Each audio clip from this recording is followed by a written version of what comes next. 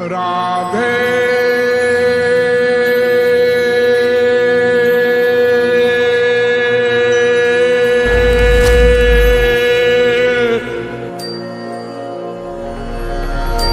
मैं कौन, मेरा कौन।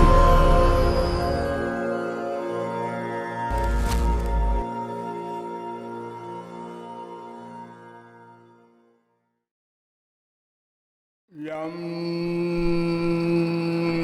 शैवा समुपासते शिव इति ब्रह्मेति वेदान्तिनो।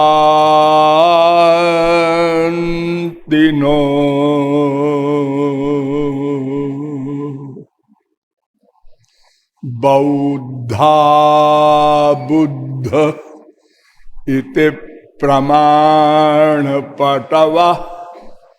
कर्तेति नैयायिकाः।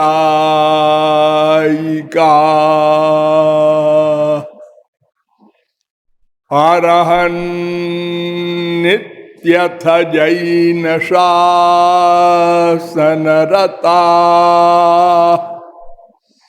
कर्मेति मीमांसकाः।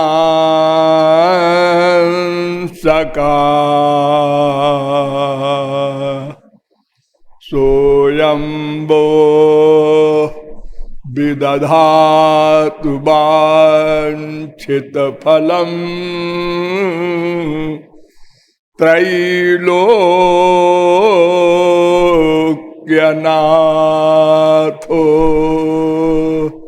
हरिः।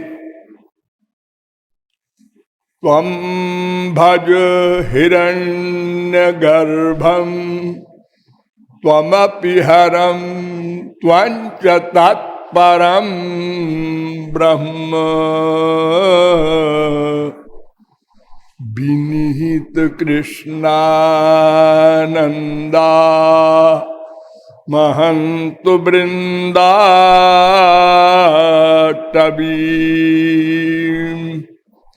वंदे।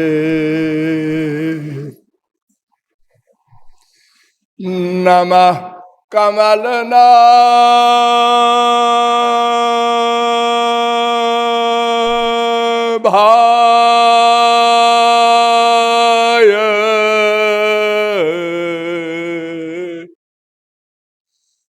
नमः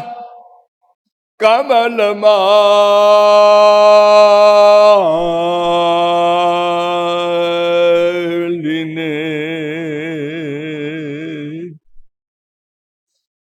नमः कमलपादाय नमस्ते कमलेक्षण। यो ब्रह्माणं विदधाति पूर्वं यो वै वेदांश्च प्रहिणोति तस्मै तग्वंह देवमात्मबुद्धिप्रकाशं मुमुक्षुर्वै शरणमहं प्रपद्ये। यदुनंदनांघ्रियुगलध्यानावधानार्थियों नियमानुसार थोड़ी देर भगवन नाम संकीर्तन कर लीजिए, पश्चात विषय प्रारंभ होगा। भज गिरिधर गोविंद गोपाला।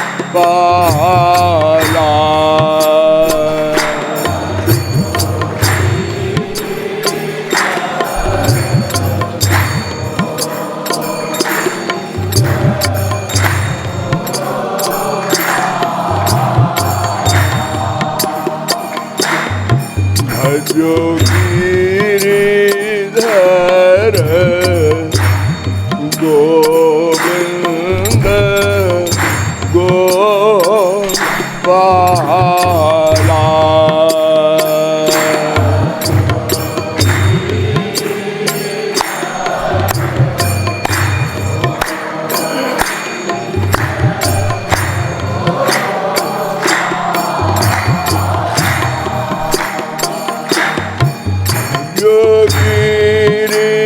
गिरिधर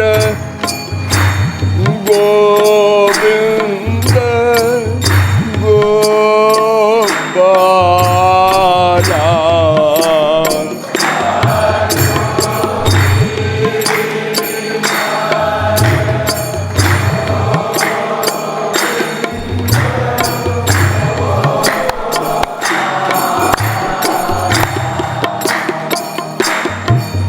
जो गिरिधर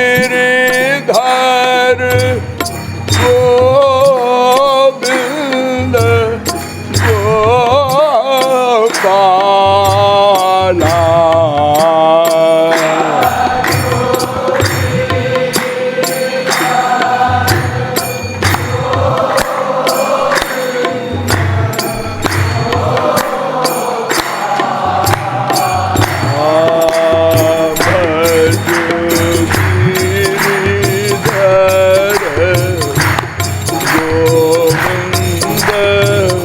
गोपाला।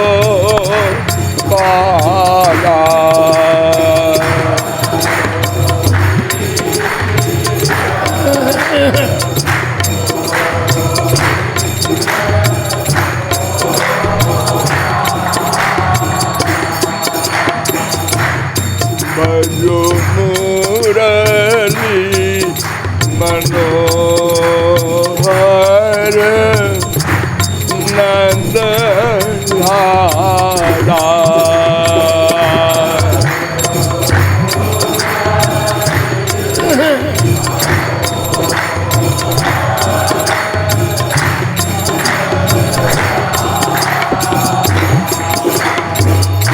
बोलिए वृंदावन बिहारी लाल की।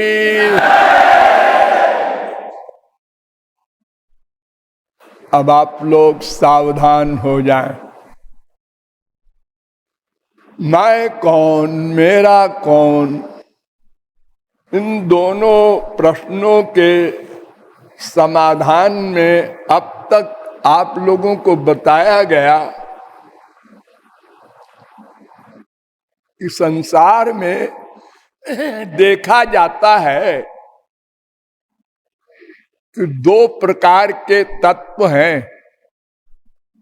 एक चेतन एक जड़। जड़ पदार्थ पृथ्वी जल तेज ये सब सामान जड़ है, और चेतन में करोड़ों हैं, मनुष्य पशु पक्षी।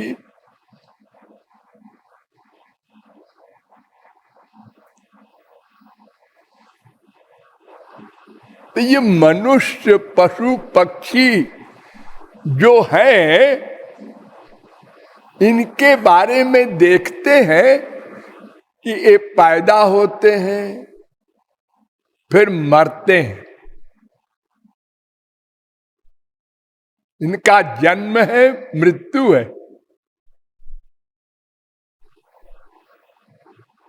हाँ,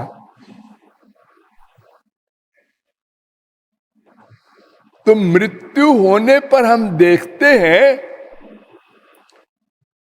कि कोई चला गया और कोई है। कोई चला गया, हम लोग क्या बोलते हैं, आज अमुक व्यक्ति 4 बजे संसार से चले गए, दिवंगत हो गए, खुदा के प्यारे हो गए। लेकिन ये देखते हैं उनके हाथ पैर नाक कान सब वैसे को वैसे लेटे।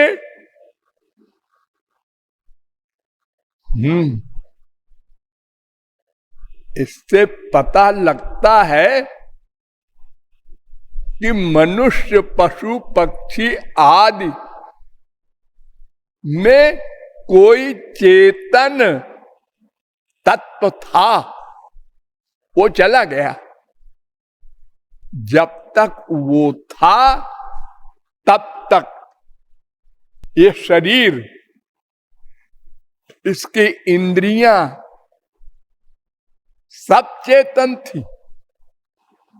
वो चला गया तो सब जड़ हो गई। ये जो मैं बता रहा हूं ये सब आप लोग रोज देखते हैं। इससे प्रतीत होता है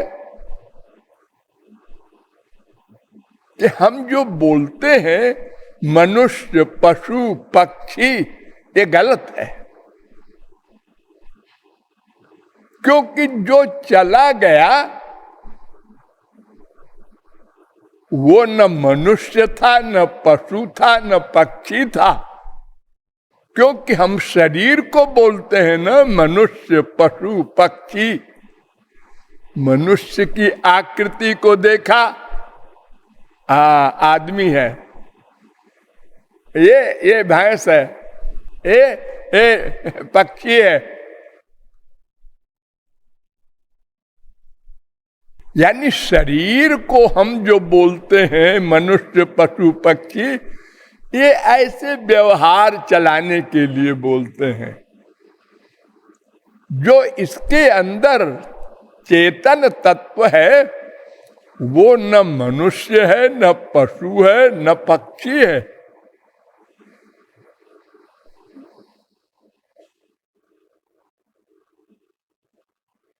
वेद कहता है यज्जत् शरीरमादत्ते तेन तेन संयुज्यते। ये चेतन तत्व जिस शरीर में जाता है लोग ऐसे ही बोल देते हैं ये मनुष्य है, ये पशु है, ये पक्षी है। अर्थात शरीर चेतन तत्व नहीं है। यानी मैं, तू, वह, ये चेतन है, शरीर नहीं है। अच्छा, गधे की अकल से समझिए। एक दीपक है, अरे बिजली समझ लो। प्राचीन काल में दीपक हुआ करता था। हमने अपने बचपन में दीपक में पढ़ा है।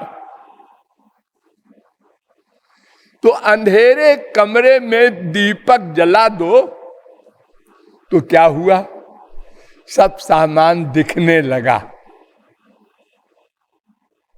सारे कमरे में प्रकाश हो गया और दीपक में भी प्रकाश है। हाँ, ऐसे ही ये मैं नाम का कोई चेतन जीव तत्व है। वो जब इस शरीर में आया तो शरीर चेतन हो गया, जब वो चला गया तो अंधेरा हो गया, जड़ हो गया। तो जीव शब्द का अर्थ किया गया जो स्वयं जीवित रहे और दूसरे को भी, वो जिसमें है उसको, ये शरीर को भी जीवित रखे। तो इससे ये सिद्ध हुआ कि मैं शरीर नहीं हूं। नंबर 2, वेद कहता है कि आए मनुष्यों, तुम जिसको माता पिता भ्राता कहते हो उसका सम्मान करते हो ना। माता जी को प्रणाम करो, पिताजी को चरणों में प्रणाम करो। प्रात काल उठ के रघुनाथा, मात पिता गुरु ना वही माथा। हाँ, तो ये माता जी को आप प्रणाम करते थे ना। हाँ, तो माता जी माने क्या, शरीर नहीं।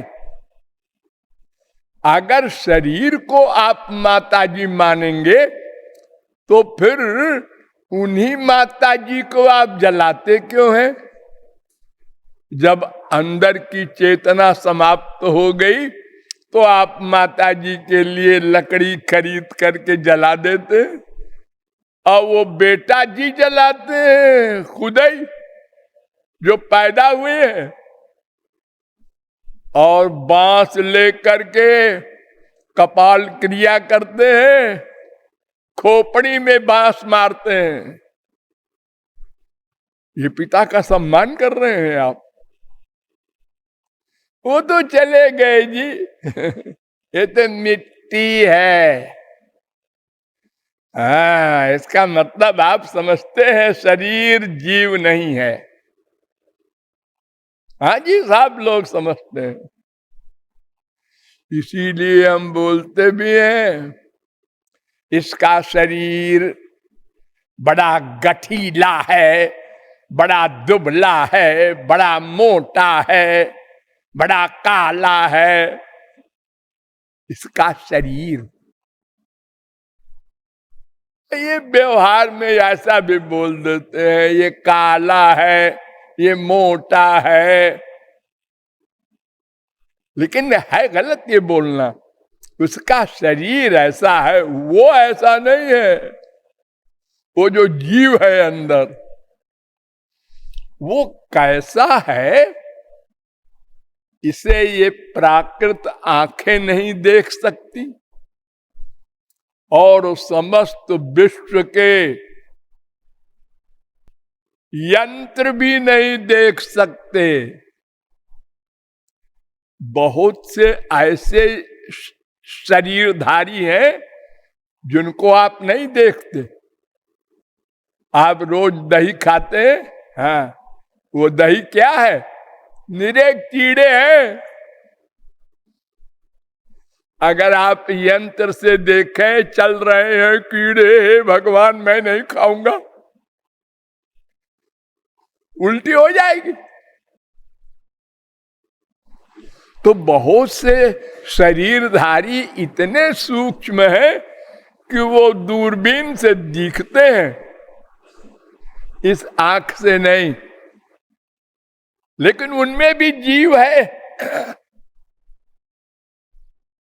लेकिन जीव को नहीं देख सका कोई आज तक, कोई दूरबीन।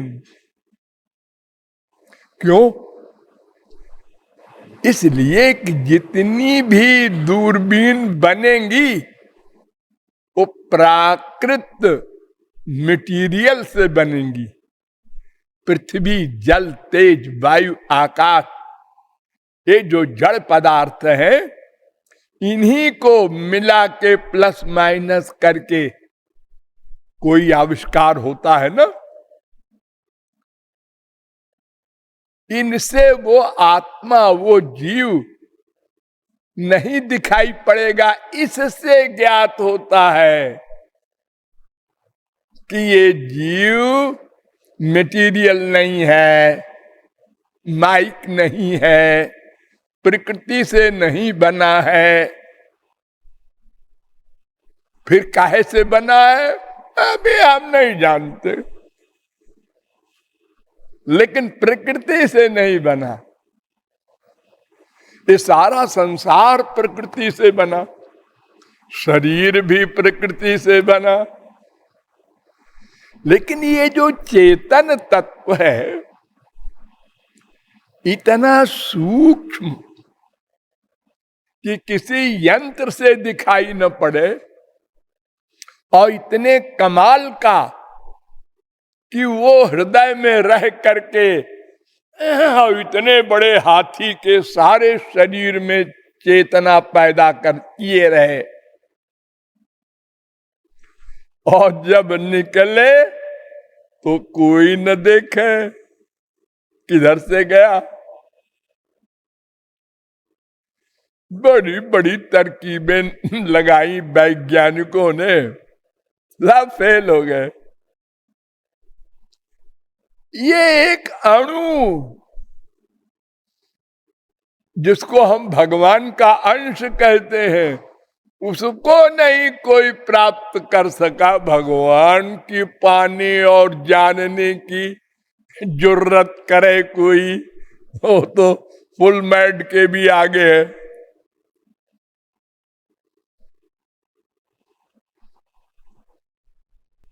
तो ये मैं नाम का तत्व कुछ ऐसा विचित्र तत्व है जो प्रकृति का नहीं है, इसलिए इसके लिए शास्त्र जोनित्वात् एक वेदांत सूत्र बनाया वेद व्यास ने, 1:1:3 श्रुतेस्तु शब्द मूलत्वात्, यानी ये वेदों शास्त्रों के द्वारा जाना जा सकता है कि जीव क्या है। तदर्थ आप लोगों को बताया गया कि जीव चेतन है, नंबर 2 अणु है, सूक्ष्म है, नंबर 3 हृदय में रहता है, नंबर 4 सारे शरीर में चेतना फैलाए रहता है, नंबर 5 अनंत संख्या के हैं जीव, अपरिमिता ध्रुवास्तनुभृतो यदि सर्वगता तरहि न शास्यते नियमो। 10, 87, 30 अनंत जीव होते हैं। वेदों ने स्तुति की भगवान की, उन्होंने कहा अनंत जीव है हम लोग महाराज, और जो भोले भाले लोग कहते हैं ये सब ब्रह्म है, तो फिर वेद के वे जो मंत्र हैं, एको रुद्रो न द्वितीयायतस्थुर्यमान लोका नीसत, 3:2 श्वेताश्वतरोपनिषद, ज्ञाज्ञौ द्वावजौ, 2 तत्व है अज अनादि, एक शास्य है, एक शासक है, एक शासन करने वाला है ईश, और एक अनीश है। तो सब सर्वव्यापक है अगर जीव, तो फिर शासक कौन होगा? और फिर जो लोग कहते हैं एक ब्रह्म ही है सब में, तो फिर एक को ब्रह्म ज्ञान हो जाए तो सबको हो जाए, एक मर जाए तो सब मर जाए।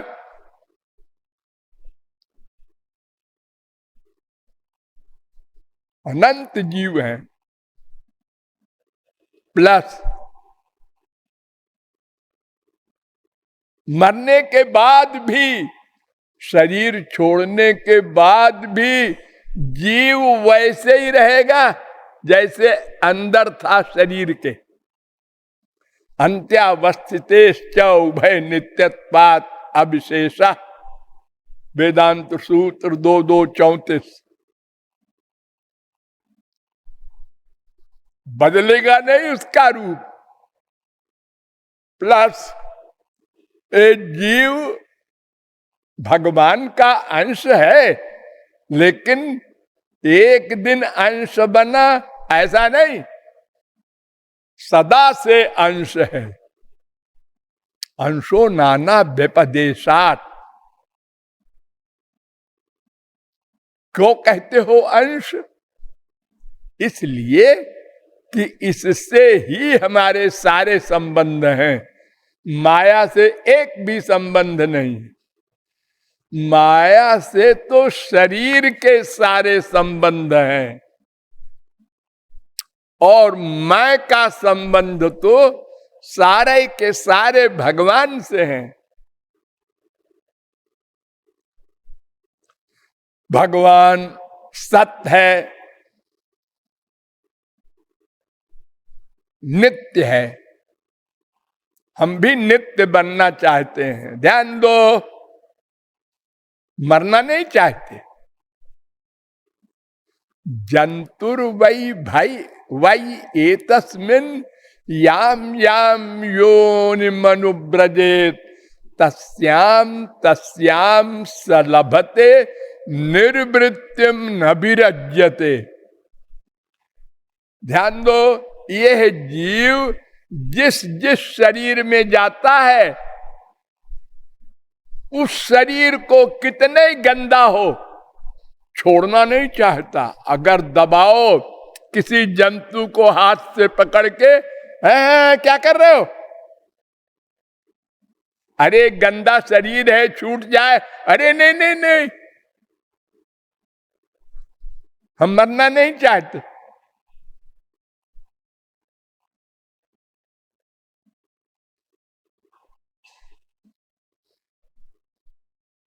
तीन 30 4 कपिल ने कहा था अपनी मां से, नरकस्थो देहम वै न पुमांस त्यक्तुमर्हति।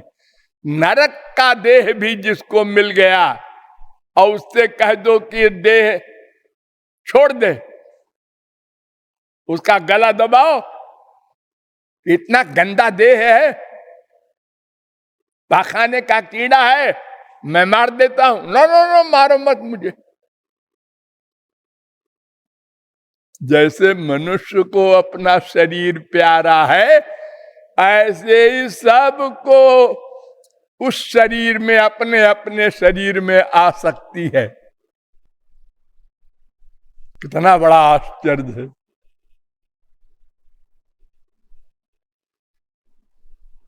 3 30 5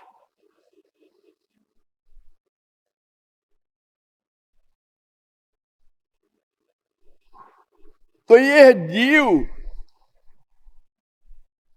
इतने गुणों से युक्त है, चेतन है, अणु है, हृदय में है, सारे शरीर में चेतना फैलाए है, अनंत संख्या का है, अनादि है, अज है और भगवान के गुणों से युक्त है। इसलिए नित्य जीवन चाहता है, मरना नहीं चाहता। नंबर 2, ज्ञान चाहता है। प्रत्येक क्षण जैसे आप लोग ज्ञान बढ़ाते रहते हैं चोरी चोरी, ये बड़ा आदमी कैसे बैठता है, कैसे खाना खाता है, ये पहले क्या बोलता है, ये कैसे देखता है, ऐसे हम भी करेंगे। किताब पढ़ पढ़ करके, पिक्चर देख देख करके, बड़े आदमियों को देख देख करके हम ज्ञान बढ़ाते रहते हैं, कभी तृप्त नहीं होते। सब ज्ञान हो जाए मुझे, किसी से पूछना न पड़े कुछ। क्यों? भगवान सर्वज्ञ है। यह सर्वज्ञ सर्वविद्यस्य ज्ञानमयं तपः मुंडकोपनिषद। यह सर्वज्ञ सुबालोपनिषद। यह सर्वज्ञ मांडुक्योपनिषद 6वां मंत्र। यह सर्वज्ञ महोपनिषद। तमाम वेद मंत्र बता रहे हैं वो सर्वज्ञ है, हम उसके अंश हैं, इसलिए हमारा नेचर है उसी को पाना, सर्वज्ञ बन जाना। इसीलिए कोई अगर मुझे कह देता है अल्पज्ञ तो आग लग जाती है। हम उस बाप के बेटे हैं, अल्पज्ञ कहते हो मुझे? अरे बाप के बेटे तो हो, लेकिन तुम बाप तो नहीं हो। वो सर्वज्ञ है, तुम अल्पज्ञ है, मान लो।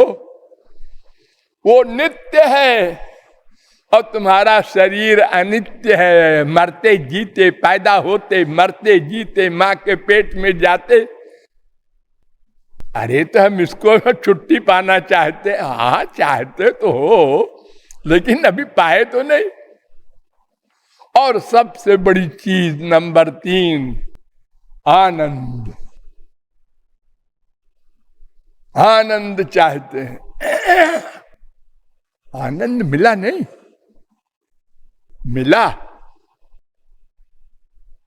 अरे कितने आनंद मिले, गिनती नहीं, हजार नहीं, लाख। रोज मिलते हैं आनंद संसार में, माँ से, बाप से, बेटे से, बीबी से, पति से, सामानों से। भूख लगी है, रोटी मिल गई, रसगुल्ला मिल गया, आनंद आ गया। अरे कुछ ना मिली, सब चीजें भाड़ में जाए, घोर गरीब भिखारी है, नींद आ रही है, फुटपाथ पर लेट गया, सो गया, आनंद आ गया। ये आनंद सबको देते हैं भगवान। कुत्ते, बिल्ली, गधे सब सोते हैं,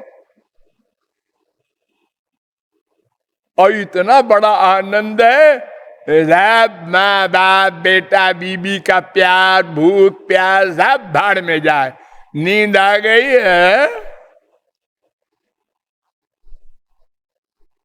ओ भगवान के बाप लेक्चर दे रहे हो, नींद आ गई, सो जाए जी।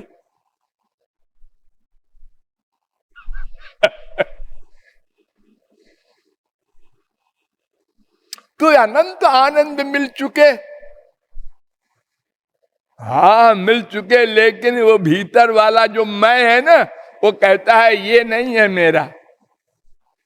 मेरा आनंद जब मिलेगा ना, तो मैं कह दूंगा बस बस, फुल स्टॉप, अब कुछ नहीं चाहिए। तृप्तो भवति, नारद जी कहते हैं।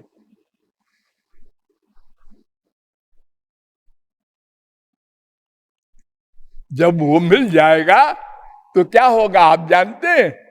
वेद कहता है विद्यते हृदय ग्रंथिश्चिद्यन्ते सर्व संशया, क्षीयन्ते चास्य कर्माणि तस्मिन् दृष्टे परावरे। 2:8 मुंडकोपनिषद। ऐसे ही यह मंत्र योग शिखोपनिषद में भी है 5:45। ऐसे ही ये मंत्र महोपनिषद में भी है 4:82। ऐसे ही ये मंत्र सरस्वती रहस्योपनिषद में है 32वां मंत्र। और ऐसे ही लगभग भागवत में 1, 2, 21 नंबर पर है, उसमें थोड़ा सा अंतर है। क्षीयन्ते चास्य कर्माणि, देखो परिवर्तन हुआ, उसमें है तस्मिन् दृष्टे परावरे, और इसमें है दृष्ट एवात्मनीश्वरे। और ये भागवत में एक जगह और है, आश्चर्य देखो, विद्यते हृदय ग्रंथिश्चिद्यन्ते सर्व संशया, क्षीयन्ते चास्य कर्माणि। अब आगे बदल गया थोड़ा सा, मयि दृष्टे खिलात्मनि। 11, 20, 30 ये सब शास्त्रों वेदों में जो हम नंबर बताए आप लोग देख लीजिएगा।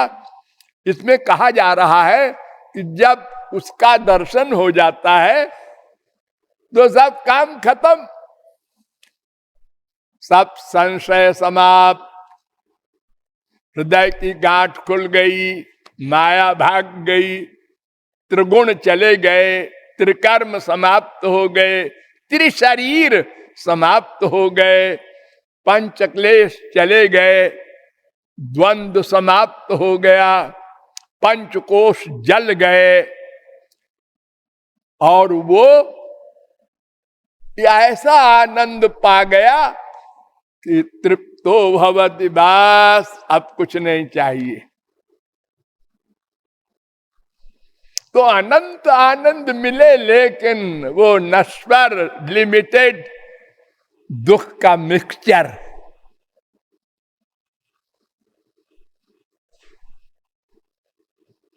आत्मा वाला आनंद नहीं मिला।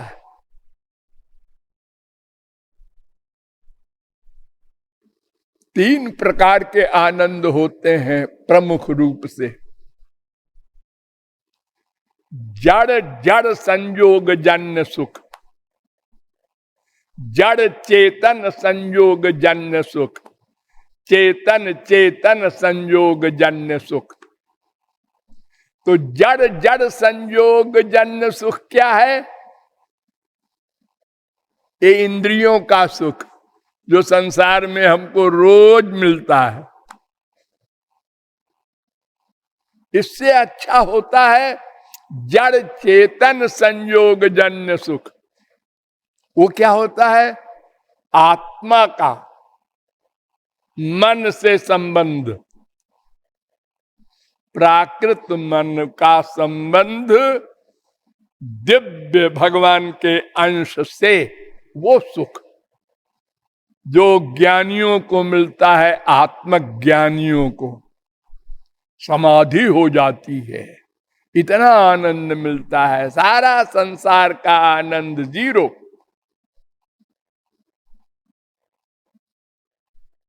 और सबसे बड़ा और असली आनंद है चेतन चेतन संयोग जन्य सुख, यानी दिव्य मन का दिव्य भगवान से संबंध हो जाए। वो अनिर्वचनीय अलौकिक अपरिमेय अपौरुषेय परमानंद, वो जब मिलेगा ताप छुट्टी।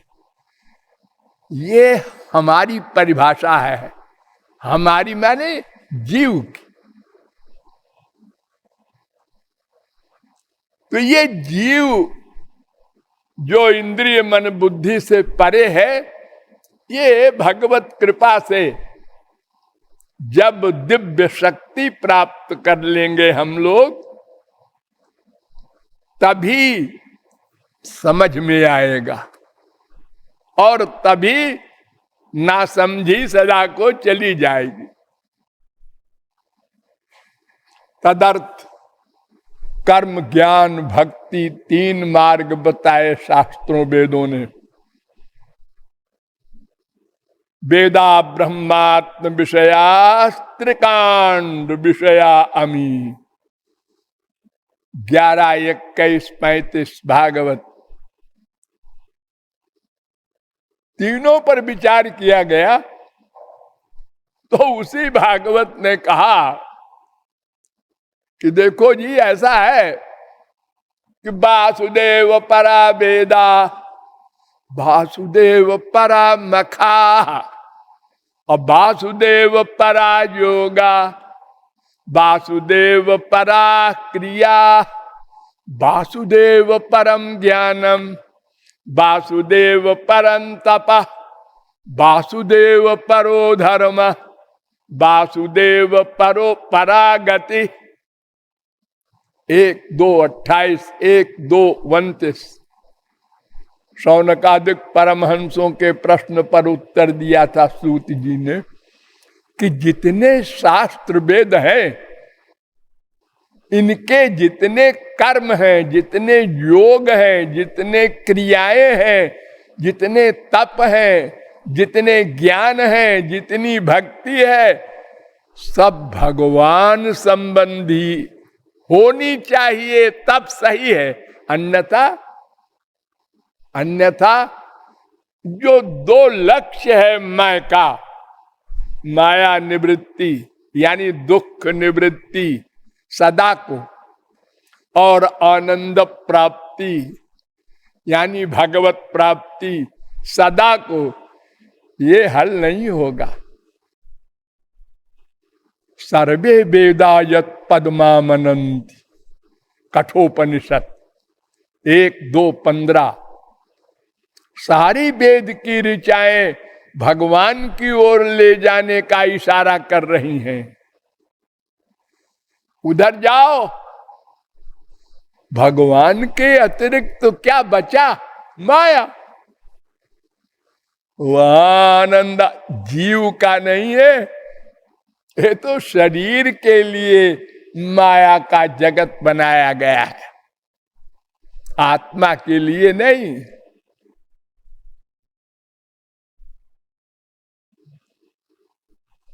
ये मुंह बनाया गया है खाना खाने के लिए। अजी कान में भी तो छेद है। अरे नहीं नहीं, वो सुनने के लिए है। अंड बंड न कर देना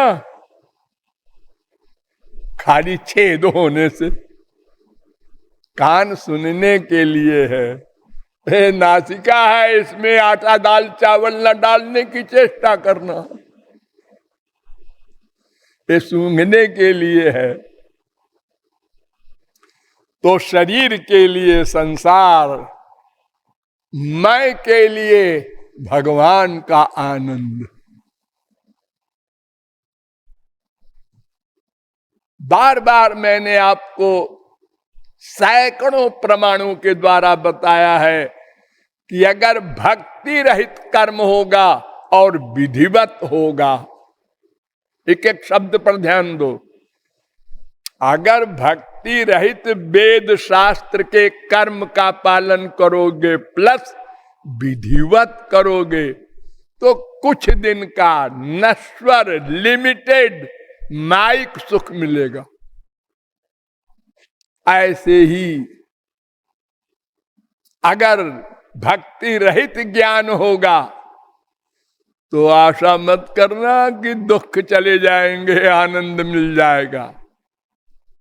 हाँ हाँ, श्रेया श्रुति भक्ति मुदस्यते विभो क्लिश्यन्ति ये केवल बोध लब्धये तेषामसौ क्लेशल एव शिष्यते नान्यद्यथा स्थूल तुषावघाति नाम।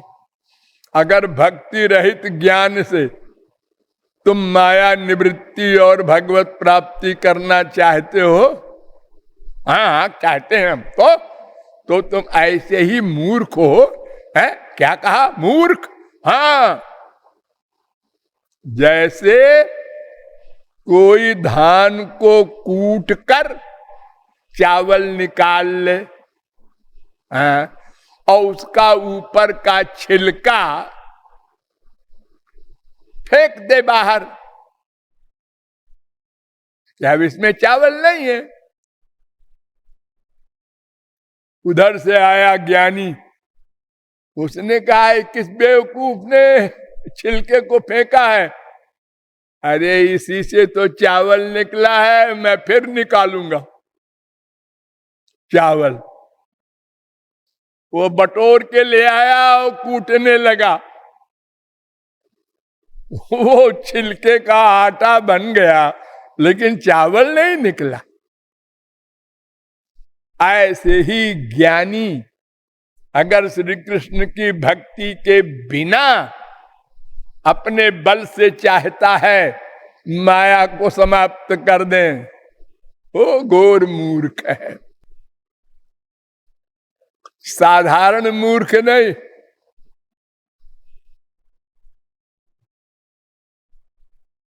इसीलिए वासुदेव परम ज्ञानम कहा गया। तो ज्ञान से भी कुछ नहीं होगा, केवल निर्बल बनकर भगवान को अपना बल मानकर वो मिलेगा, साधन से नहीं मिलेगा। साधन हीन बन जाओ, दीन बन जाओ। जैसे भिखारी होता है, वो भूल जाता है मैं कौन हूं क्या हूं, भूख लगी है, अरे बाबा 3 दिन का भूखा हूं।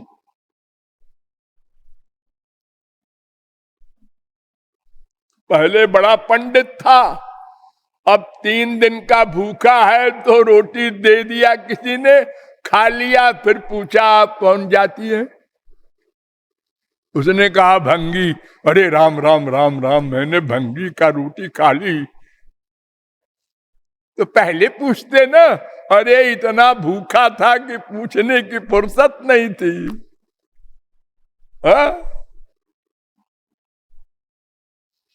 तो भक्ति के बिना न कर्म हमारे काम का है, न ज्ञान। एक और है योग महाराज, जरा उनके बारे में भी समझ लो। योग कहते हैं उसको। भगवान ने कहा मैं बताऊं योग किसे कहते हैं? अरे तुम लोग क्या जानोगे,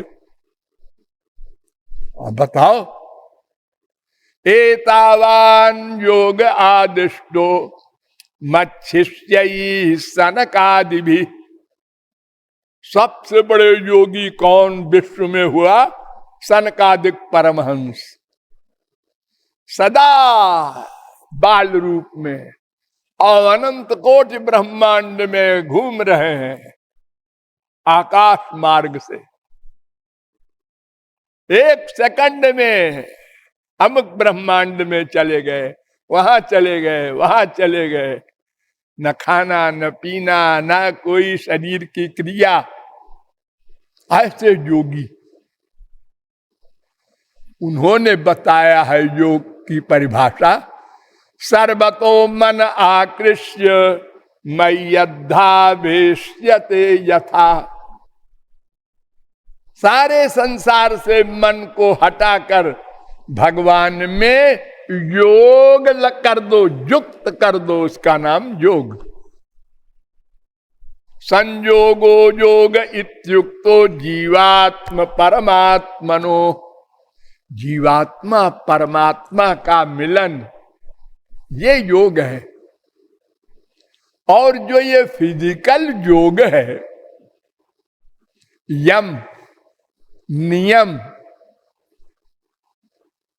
आसन प्राणायाम प्रत्याहार ध्यान धारणा समाधि, ये 8 अंग होते हैं। इसमें पहले है यम नियम। यम नियम में क्या करना होता है? मन को वश में करो। भगवान की भक्ति करके मन को वश में करो, तब उसके बाद आया आसन, फिर प्राणायाम।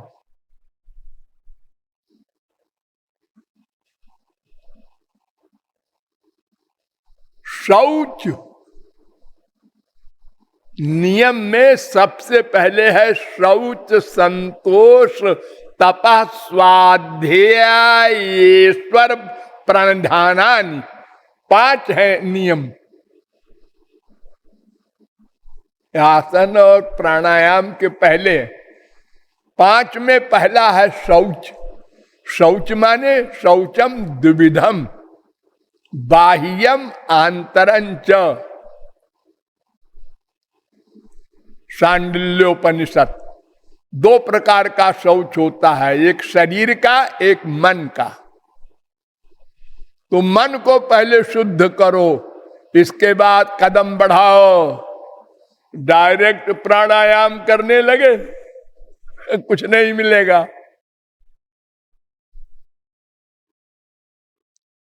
अरे उद्धव शरीर के ज्ञानी योगी वो कहते हैं भगवान से, ध्यान दो।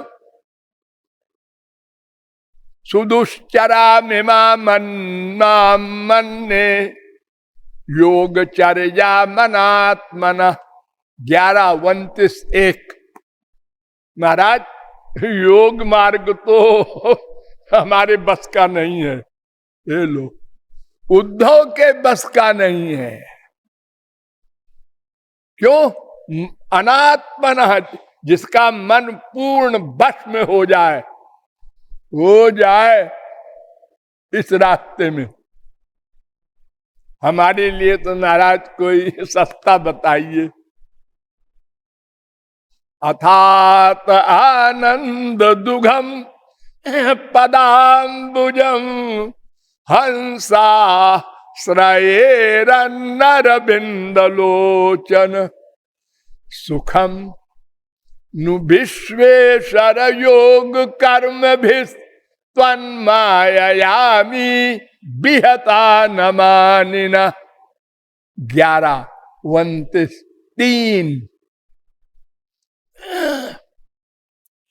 बड़े बड़े योगी लोग प्राचीन सतकाल में, सतयुग वगैरह में जब हार गए योग मार्ग से,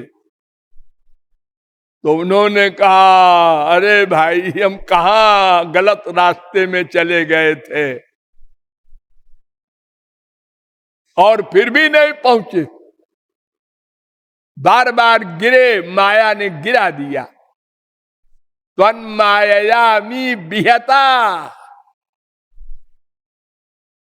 और जो सीधा सीधा मार्ग था भक्ति का, जिसमें भगवान साथ साथ संभालने वाले चल रहे थे, उसको नहीं अपनाया हम लोगों ने, तो फिर वो भक्ति मार्ग में आ गए। तो तपस्विनो दान परा यशस्विनो मनस्विनो मंत्र विदस्सु मंगला खेमं न बिंदन्ति विनाय दर्पणम तस्मै सुभद्रा श्रवसे नमो नमः।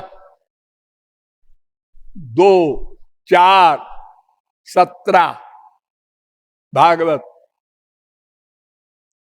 ज्ञानी कर्मी योगी तीनों, और चौथे और ले लो तपस्वी भी, विश्वामित्र वगैरह, एक कोई भी इन मार्गों से होकर माया को नहीं जीत सके, तो सब लौट के आए भक्ति मार्ग में।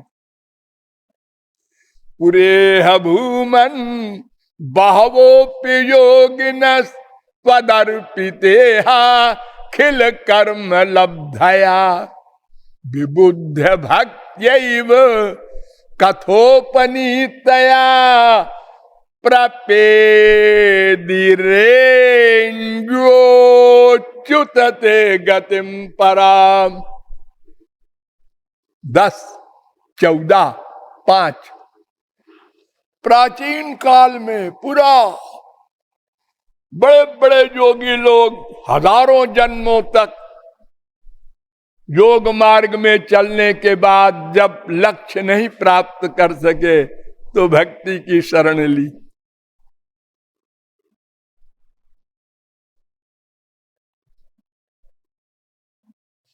एतन्निर्विद्यमानानामिच्छता मकुतो भयम योगिनाम नृपनिर्णीतम हरेर्नामानुकीर्तनम। 2:1-11 भागवत। चाहे कर्मी हो, चाहे योगी हो, चाहे ज्ञानी हो, एकमात्र भक्ति से ही माया जाएगी और दिव्यानंद मिलेगा। और चीजें मिल जाएंगी, कोई गलत चीज नहीं है वो सब भी। हमको स्वर्ग चाहिए जी, तुम्हारा भगवान भगवान नहीं चाहिए, ठीक है जाइए कर्म मार्ग में। हमको सिद्धि चाहिए जी, हाँ जाओ जाओ योग मार्ग में, गिरो पड़ो भोगो, अगर सफल हो गए तो सिद्धि मिल जाएगी। लेकिन वो माया से उत्तीर्ण नहीं हो सकते।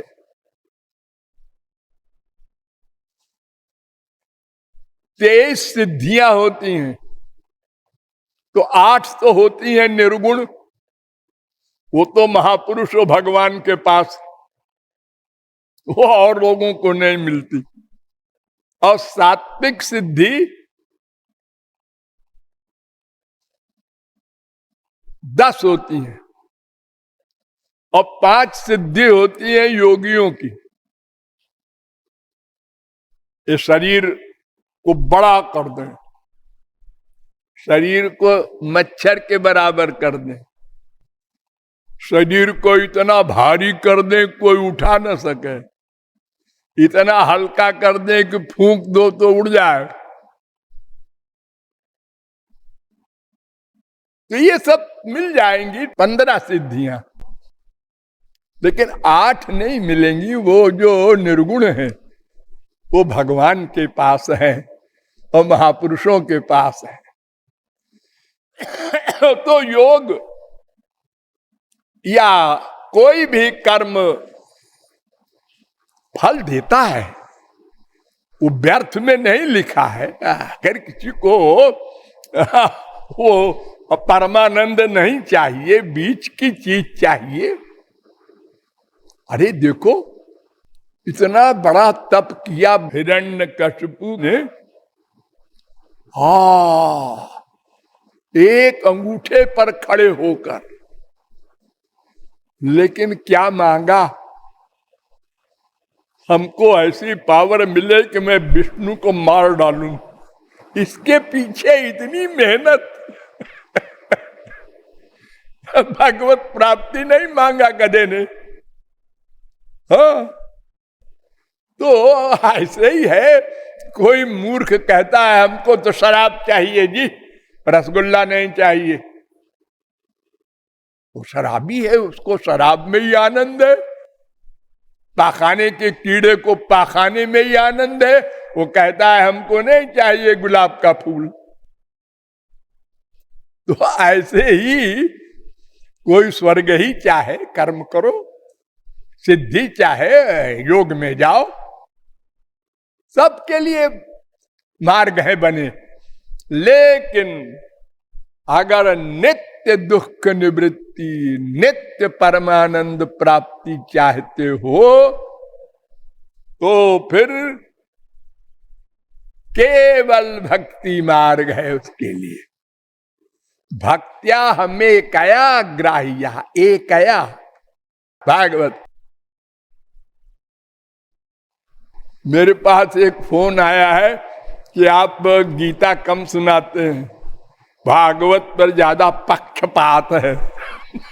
अरे भाई, पक्षपात नहीं है, मैं तो सब ग्रंथों को आपके सामने रखता हूं। अच्छा, मैं कल अधिक गीता सुनाऊंगा, आप लोग सुनने को तैयार रहें।